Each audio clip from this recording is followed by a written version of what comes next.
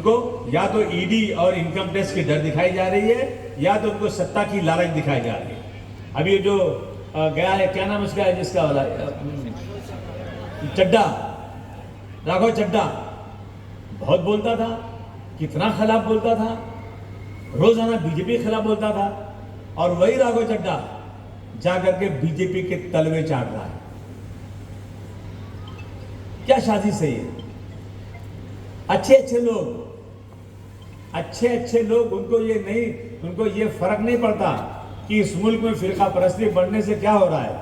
आप याद रखिए, मैं आपको दावे के साथ आभार है हैदराबाद के लीडर, वो गए थे अभी, वो तकरीर कर रहे थे असम में। अरे जब मैं पार्लियामेंट में देखता हूं मेरा भाई बदरुद्दीन अजमल यहां नहीं है तो मुझे बड़ी तकलीफ होती है, और एक बिल पेश हुआ तो हाँ, उस बिल को अगर बदरुद्दीन अजमल मेरा भाई वहां रहता तो याद रखना आसाम के लोगों, वो बिल कभी पास नहीं होता।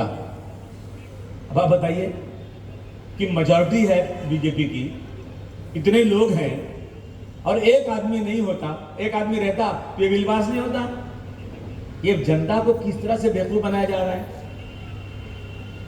मैं उत्तर प्रदेश की असेंबली में जाऊंगा और वहां नारे तकबीर अल्लाह अकबर बोलूंगा। ये सारी चीजें बीजेपी की दी हुई हैं। ये लोग हमारे लोगों को चंद टुकड़े, कुत्ते कितने किस्म के मालूम है ना, मैं बार बार बोलता हूं, कुत्ते 3 किस्म के होते हैं। एक कुत्ता तो अल्सेशन कुत्ता होता है, जो पालतू रहता है, गाड़ियों में घूमता है, मखमल पे सोता है। एक कुत्ता जो है खौरा रहता है, सारा भागता रहता है, कोई पूछता नहीं उसको, खुजली कुत्ता। और एक कुत्ता ऐसा है ना जो दुम हिलाए फिरता है लोगों के पीछे, जिसे रोटी दिखाए उसी के पीछे चला गया है कि नहीं? ये बोलो जरा, मैं गलत बोल रहा हूं क्या? जो रोटी दिखाए उसी के पीछे हो गया। तो कुछ कुत्ते ऐसे हैं ना कि जो बीजेपी की दिखाई हुई रोटी के ऊपर भागकर उन्हीं के गीत गाने लगते हैं। और इसीलिए आज सब जो आज तक चिल्ला करके फिरका परस्ती के खिलाफ बोलता है, वो जाकर बीजेपी के गोद में बैठ गया। कुछ खुलेआम बैठे हैं, कुछ छुप के बैठे हैं। इनको नंगा करना पड़ेगा। ये मुल्क सेकुलर है। ये लोग इस मुल्क को फिरका परस्ती की आग में झोंकना चाहते हैं। आज मस्जिदों की अजानें बंद हो रही है, कानून तो नहीं कहता बंद करो, मस्जिद भर जाए तो नमाज नहीं पढ़ सकते। इस मुल्क में हमारी यह हैसियत है।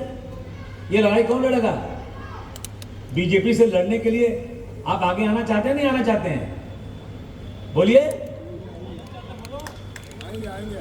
मैं बार बार कहता हूं, इस मुल्क के बहुत जय्यद आलिम थे, अली मियां नदवी साहब, बहुत मशहूर आलिम थे। उनका किस्सा है कि वो एक शायद कहीं बाहरी मुल्क में एक लाइब्रेरी में गए। उन्होंने कहा हुजूर सल्लल्लाहु अलैहि वसल्लम की सीरत पर मुझे एक किताब दो, सबसे अच्छी किताब कौन सी है? तो लाइब्रेरियन ने कहा कि सर सबसे अच्छी किताब जो है ना, यहाँ अली मियां नदवी साहब की लिखी हुई है, वो लीजिए आप। उन्होंने कहा वो तो मैं ही हूं। कितने काबिल आदमी थे।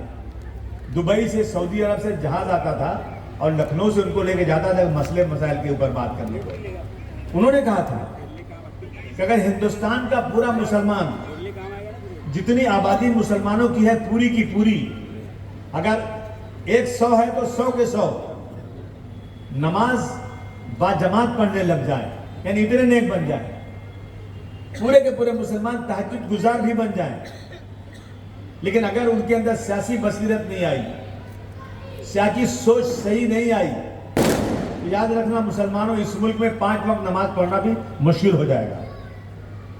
इसलिए मैं आया हूं आपके पास कि 75 सालों से सोई हुई है मेरी कौम, मैं उसको नींद से जगाने आया हूं। तमाम कौमों ने तैयारी अपनी कर ली है इस बात की, मैं भिवंडी के लोगों अपने आप को खबरदार कर रहे हैं। आप देख रहे हैं SIR हो रहा है, क्यों हो रहा है?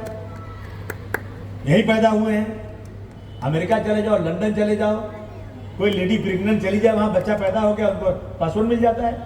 हम लंदन गए थे तो जिसके यहाँ ठहरे थे उसके बगल के घर में लोगों ने बताया इनके घर के मालिक और मालिकिन दोनों जेल में चली गई। क्यों चले गए भाई? बच्चा पैदा हुआ था उसको छोड़ के घूमने चले गए आया के भरोसे, तो उनको जेल भेज दिया। यानी इतनी वैल्यू है बच्चा। बच्चा किसका है? बच्चा कोई भी शख्स अगर अमेरिका में चला गया, लंदन चला गया, बच्चा पैदा हो गया तो उसको वहां की नेशनलिटी मिल जाती है। और हिंदुस्तान में बाप दादा सब पैदा हुए और हमारे लिए जो है ना ये लोग कैद खाना बना रहे हैं। आसाम में कितने लोग जेल में डाल दिया, वो पड़े उसके अंदर, कहते हैं यहां के रहने वाले नहीं है।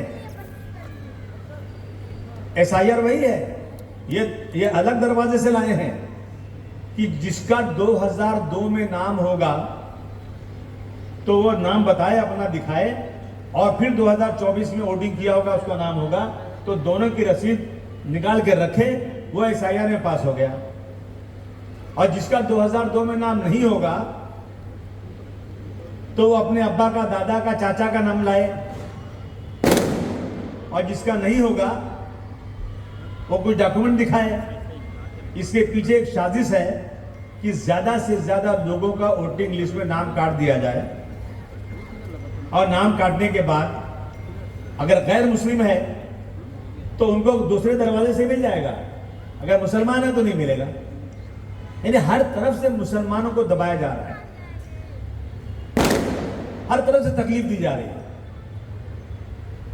तो ये लड़ाई लड़ना है, नहीं लड़ना है? देखो एक ही अल्लाह, देखो जान है, जब जान जाए जाए, लेकिन जीते जी मर्दों की तरह जीना है, ना मर्दों हिजड़ों की तरह से नहीं रहना है इस मुल्क के अंदर। याद रखना, फासिला जितना है दो सांसों के बीच, जिंदगी से मौत इतनी दूर है। लेकिन हमें जीना है तो जैसे कहा था टीपू सुल्तान रहमतुल्लाह अलैह ने कि 1000 दिन गिदड़ की जिंदगी से बेहतर एक दिन शेर की जिंदगी है।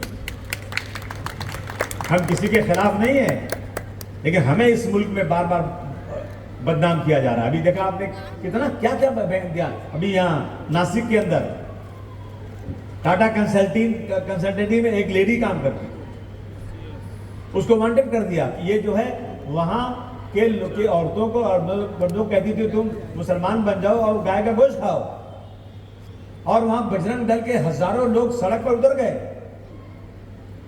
अभी सच्चाई कुछ को नहीं मालूम, मीडिया में आ गया, बजरंग दल के चले गए। मैंने सोचा अशोक खरात नाम का एक साधु रोज दिख रहा है सोशल मीडिया पे, देखा कि नहीं आप लोगों ने? बड़े बड़े घर की औरतों के साथ कैसी बदतमीजी कर रहा है, रोज दिखा रहे हैं। और बजरंग दल के लोग उसके लिए सड़क पर नहीं उतरे, उसकी कोई इंक्वायरी नहीं हो रही है, उसको जेल में भेज दिया और नाम के लिए इंक्वायरी बिठा दिया।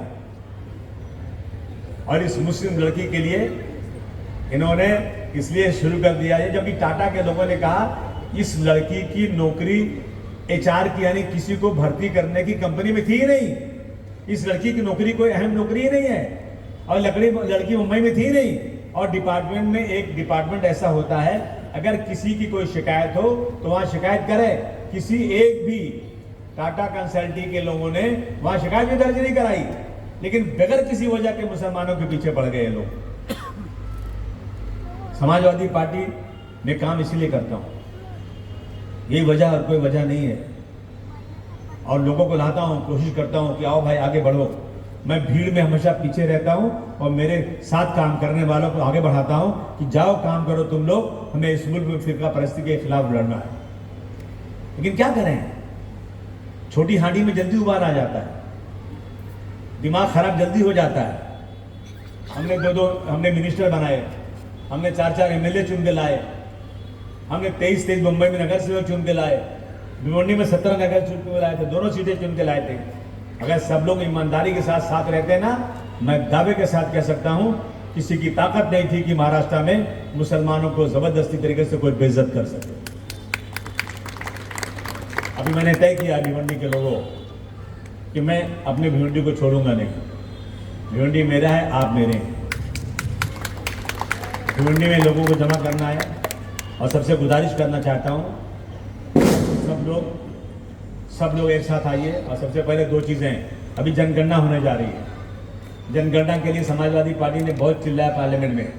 जनगणना होगी तो कि मालूम पड़ेगा कि मुसलमान की हैसियत क्या है इस देश में। मुसलमान कितने परसेंट है इस देश में, और ये जब सच्चाई मालूम पड़ेगी तब रिजर्वेशन मिलेगा। तो जब जनगणना के लोग आएंगे ना तो उनको अच्छी तरह से अपने बारे में सब बताना है। कल सुबह मेरे घर पे जनगणना के लोग आ रहे हैं, क्योंकि सरकार की तरफ से ऑर्डर है कि जो लोग वीआईपी टाइप हैं, बड़े लोग हैं, उनके घरों में पहले जाओ। कल आएंगे मेरे घर पे जनगणना करने के लिए, मैं तैयार सुबह बैठूंगा।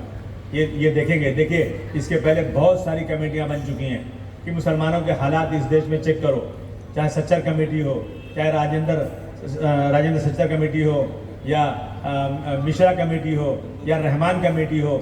इन सारी कमेटियों ने कहा है कि मुसलमानों के हालात इस देश में दलितों और आदिवासियों से भी बहुत सारी बहुत ख़राब है, लेकिन